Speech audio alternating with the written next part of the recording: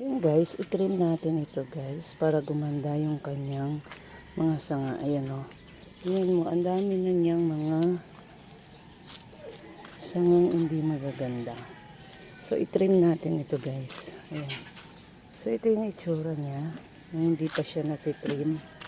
Legi siya na pakunti-kunti ang kanyang mga dahon. So itrim natin ito guys. Tara.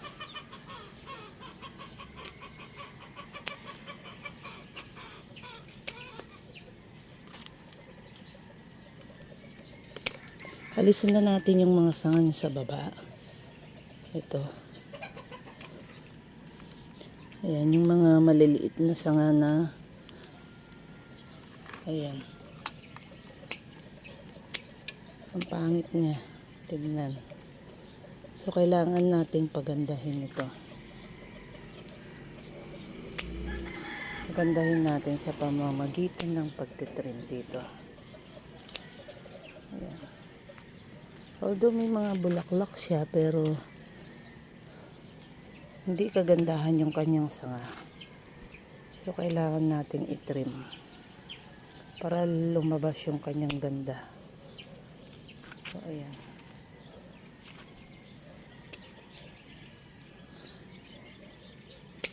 Ayan guys.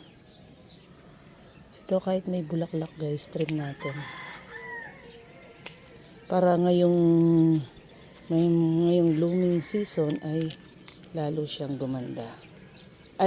Siya ay gumanda kasi ngayon hindi siya kagandahan talaga.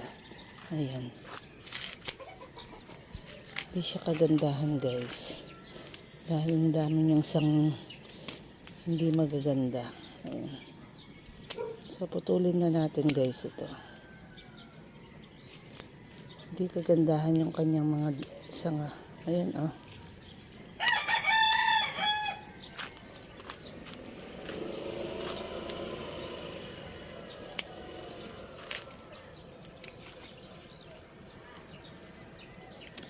Putulin ko na guys lahat ito. As in, kalbuhin natin para lalong lumitaw yung kanyang ganda. Kapag tumubo ito, lilitaw yung kanyang ganda. Ayan. Kasi nakikita ko siya niya, dry niya. Tapos mamaya lalagyan ko siya ng fertilizer. Ayan. Naman yung sanga niya. Siya maganda. Ayan. Kapag tumubo itong mga to ay lalong gaganda, kakapal ang kanyang mga sanga at magkakaroon ng panibagong. Tatanggalin ko na to. Ayan.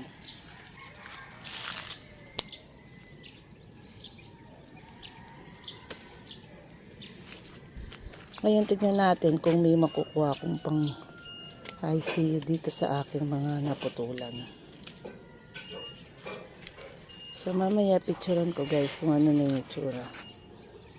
Yan, ito guys yung kinalabasan na ng ating na trim. Ayan. So ayan guys, itrim din natin itong 21J. Ito niripat ko lang siya. Bali nakatanim ito sa lupa. Tapos ayan, nilagay ko na lang siya dito sa paso. Ngayon itrim natin. Ayan siya. Ayan yung paso niya. Malaki siya. Kaya kailangan din nating itrim para mamulaklak at gumanda yung kanyang mga sanga.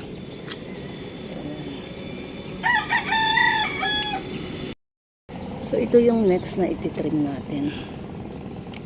Ayan, di rin kagandahan. Ay, actually natrim ko na ata ito.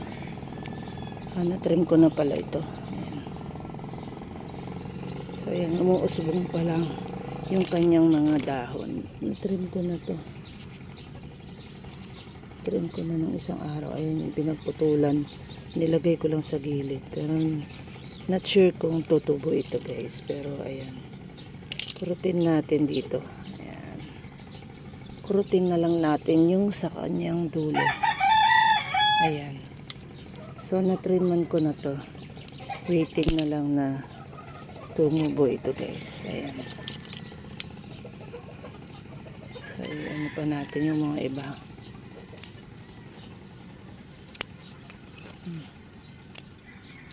So ayan, natriman na to kaya ayan. Kalbo siya.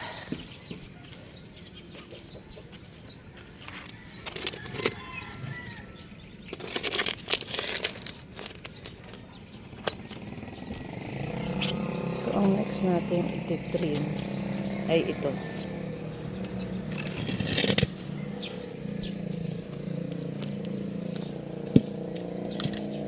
So ito yung next na iti-trim natin. Ayan siya. Ayan na yung tsura ng natriman natin. So ito naman yung next na iti-trim natin. So ito na yung natrim ko.